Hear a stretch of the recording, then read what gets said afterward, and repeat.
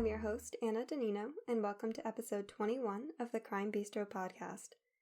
This show gazes into the thrillingly twisted world of true crime, examining real cases while we share in a passion for crime and coffee alike.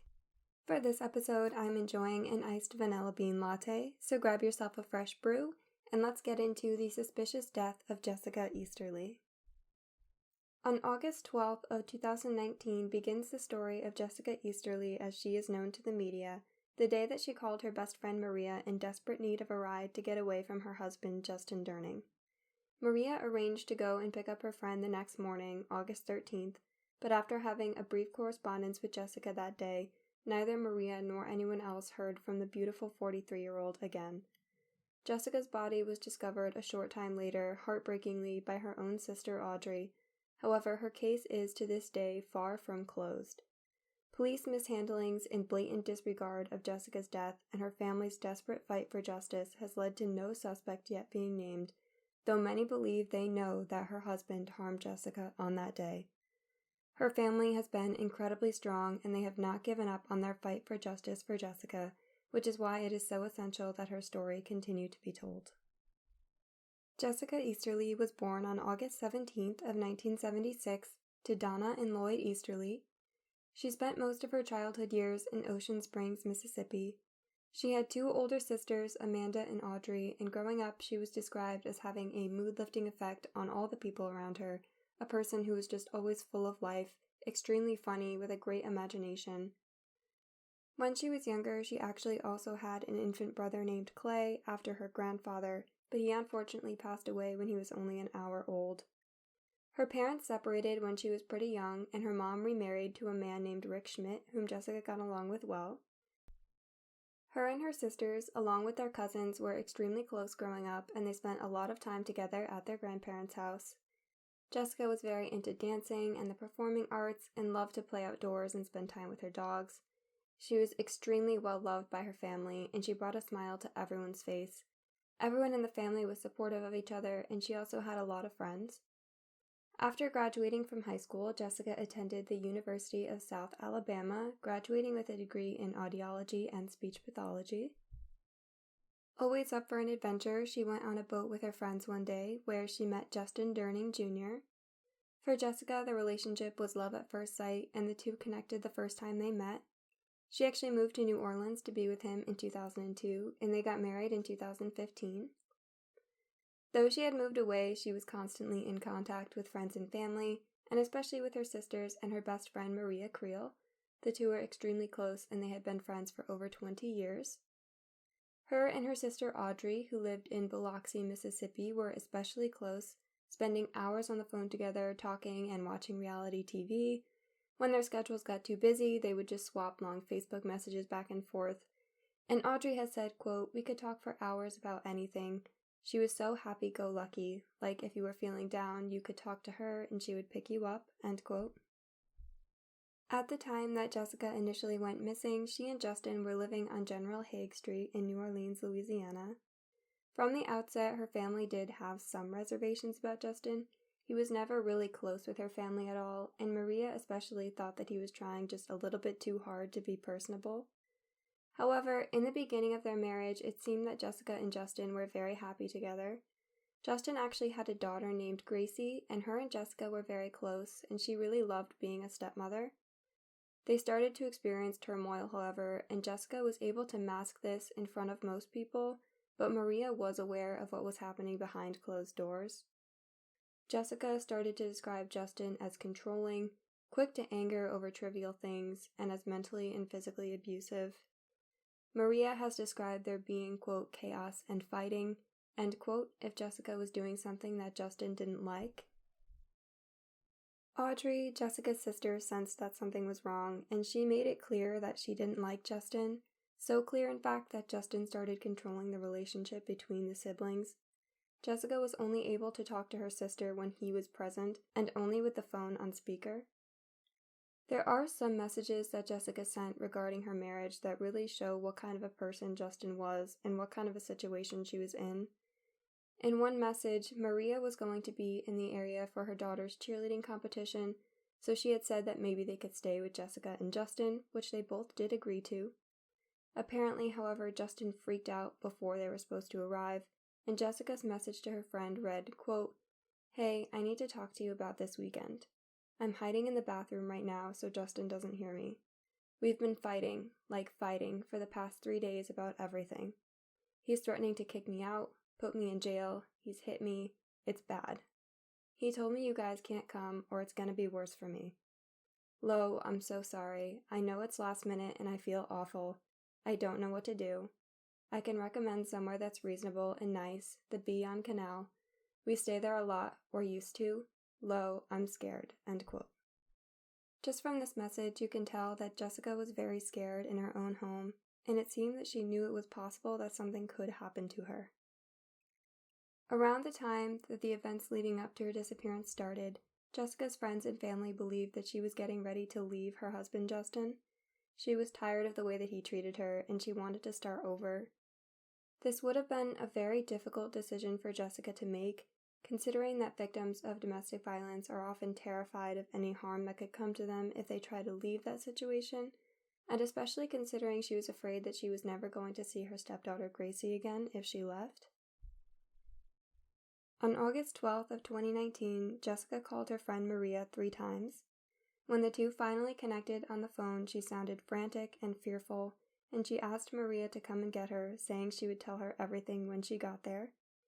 Since Maria lived 2 states and 2 hours away, and because she was afraid of bringing her kids into a potentially dangerous situation, she wasn't able to get Jessica on that day, but they instead planned for Maria to come the next day, August 13th, after Maria had dropped her kids off at school.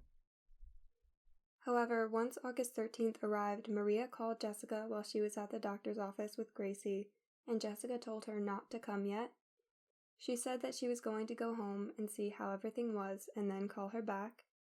Jessica's last text to Maria was, quote, "Okay, just hang on. I don't know what's going to happen when I get home," end quote.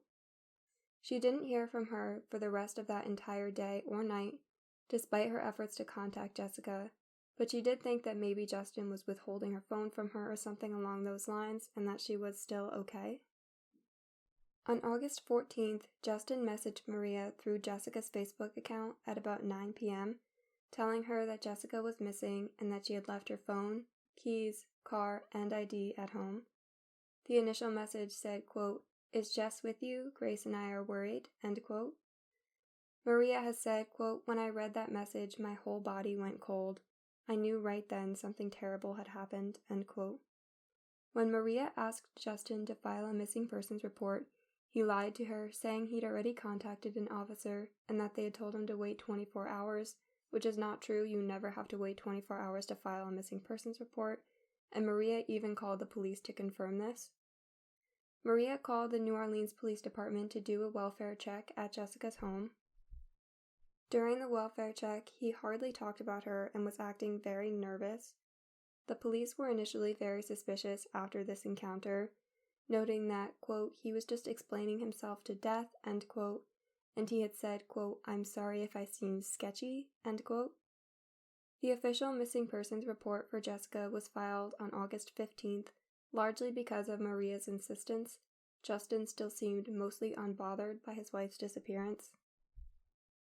Jessica's 43rd birthday came and went on August 17th with still no sign of her, which was devastating for her friends and family. On August 22nd of 2019, Jessica's sisters Amanda and Audrey, along with their cousin Doug, went to New Orleans to talk to detectives and to start looking themselves, because they didn't feel that either Justin or the police were doing enough at that point. They looked around Jessica's Lakeview neighborhood to scout out places to organize a future search party. Devastatingly, however, while looking around the streets of Kenilworth and Orleans with the windows down, they started to smell something awful, which Doug immediately recognized as decomposition. Following the smell, they found Jessica's body only 2.5 blocks from her home, almost as if police weren't ever really looking for her. Her body was in front of some trees, largely in the open, which makes it extremely odd that the police were not the ones to recover it. Some of the neighbors have said that they didn't see any police presence in the area, so it's highly likely that they didn't even search. She was found wearing a black tank top, black shorts, and black shoes. and they called the police immediately, and the coroner was dispatched to the location along with 15 to 20 police officers. During the week after the body was found, Justin was questioned by police and reportedly kept changing his story. There isn't a lot of information about what he said, but apparently it was his timeline for when she had left the house that changed several times. On September 1st of 2019, Alabama police took a swab of Jessica's mother's, Mrs. Schmidt's DNA to send to the New Orleans police. The New Orleans Police Department said that they could not begin an investigation until DNA had confirmed Jessica's identity. This was despite the fact that her family had identified her at the scene. Note that there was some decomposition due to the heat of New Orleans, especially in August, so this isn't completely unfounded but still frustrating. It wasn't until September 2nd of 2019 that Justin finally called Jessica's parents for the first time since she went missing, and to this day he has not contacted any of her sisters. The content of this call is unknown, but Jessica's family definitely had their suspicions at the time.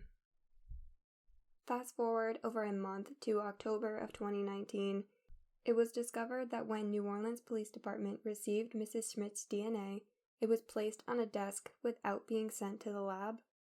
Frustratingly, the only reason given for this was, quote, no one knew where it went, end quote. This delayed the confirmation of Jessica's identity and further delayed the investigation since they had to get another sample. Finally, on November 8th, after more than 2 months, official confirmation was received that the body in fact belonged to Jessica. In December, Justin created 2 GoFundMe accounts asking for help to pay for Jessica's funeral. One was under Jessica's legal name, Jessica Durning, and the other was under a name used for their adult contact, which was Vivian. Justin and Jessica were in the adult entertainment industry, Jessica under the name Vivian and Justin under the name Lance Anderson. It does seem like her family didn't know about this, which doesn't really matter, but Maria knew about it, not in any real great detail. This adds another element to the relationship because Jessica may have been afraid of losing some form of livelihood if she left Justin. Additionally, he had convinced her that he had a VPN that blocked her content in certain states, so where her family was from, so that no one would know. Justin continued to post this content from the 2 of them even after her body had been found, which is completely disturbing.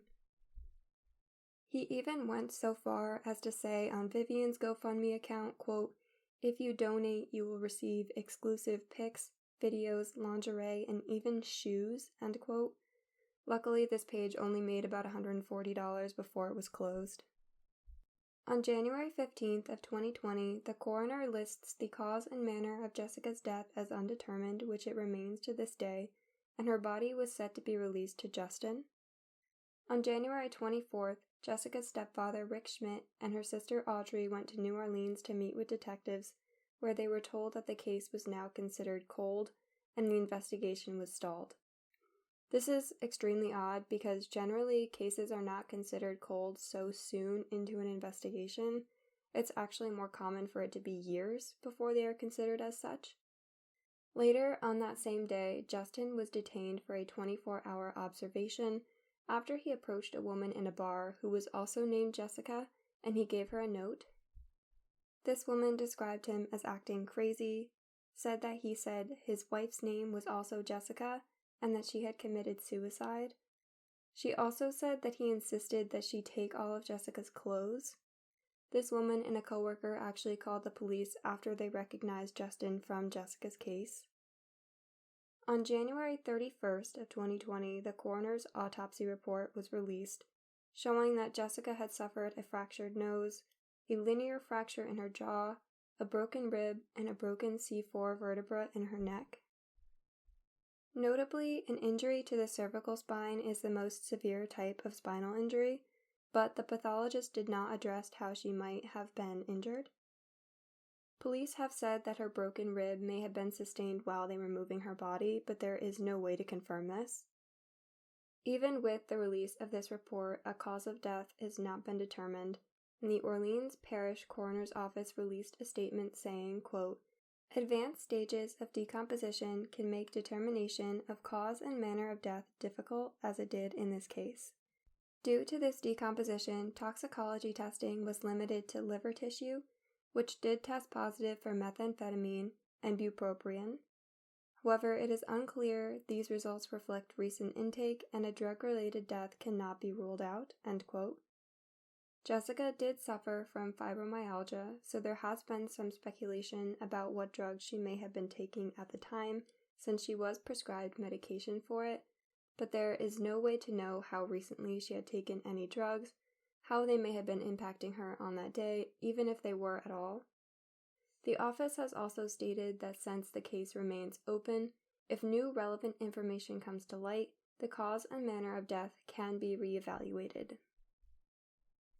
On March 15th, a couple in the Lakeview neighborhood contacted Jessica's sister Audrey and told her that they had found Jessica's ID card and a blanket only 15 yards from where Jessica's body had been found and 7 months later, something that should have been really difficult for police to miss.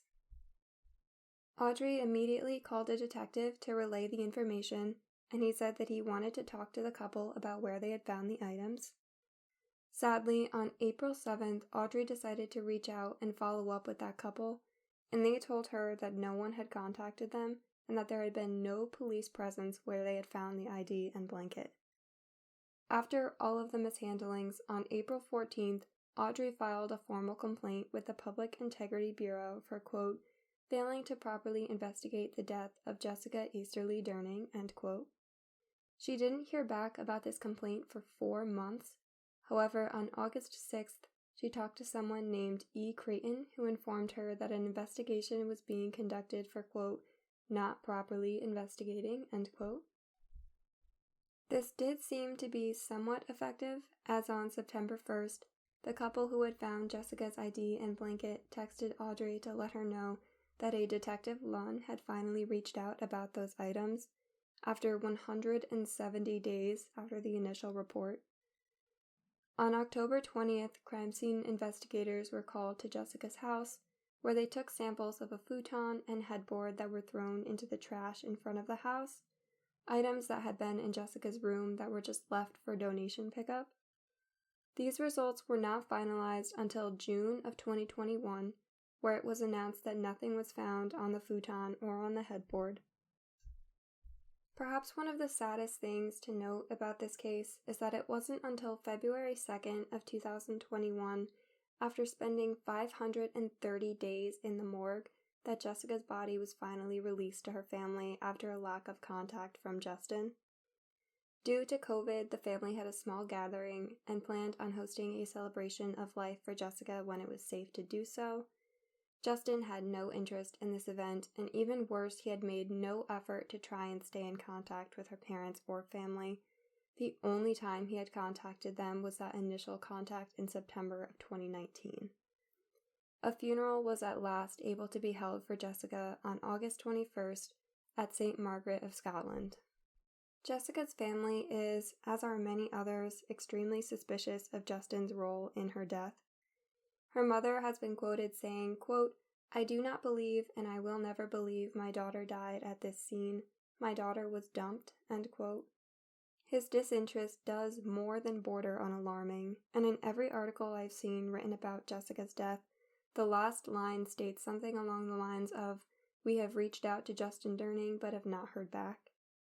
I do want to mention that though all of this is complete speculation, and there is no physical evidence that we know of against Justin, he had been arrested before for unrelated charges, including assault, unlawful possession of a firearm, contributing to the delinquency of a minor, a probation violation, and also domestic violence. A couple more things to note about the police investigation. Justin's father was also living in the home with Jessica and Justin at the time of her death, and he was never questioned by police.